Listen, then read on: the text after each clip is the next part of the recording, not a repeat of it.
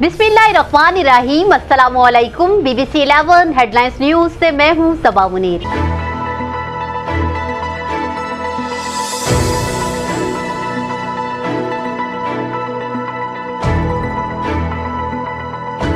नाजरीन, आपको आगाह करें साहिवाल से, जहां हमारे नुमाइंदा अक्सुसी शाहजेब जतोई के मुताबिक DPO साहिवाल मोहम्मद काशिफ असलम के नोटिस पर लड़की से ज्यादती करने वाला मुलजिम गिरफ्तार कर लिया गया।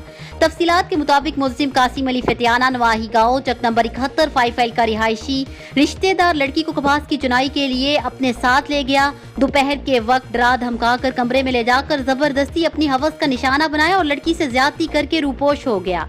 आपको बताएं कि DPO साहिवाल मोहम्मद काशिफ असलम के अहकामात पर STPO सदर सर्कल अब्दुर्रहीम आसिम की हदायत पर SHO model police station Yousafwala Sahiwal Malik Nadeem Anwar Asif ने अपनी टीम के हमरा कार्रवाई के दौरान जदीद साइंटिफिक तरीके से तफ्तीश करते हुए बेहतरीन हिकमत अमली अपनाते हुए रूपोश मुलजिम कासिम अली फतियाना को गिरफ्तार कर लिया। न्यूज स्टूडियो से फिलवक्त इतना ही। मजीद तफसीलात और अपडेट्स के लिए देखते रहिए BBC 11 हेडलाइंस न्यूज।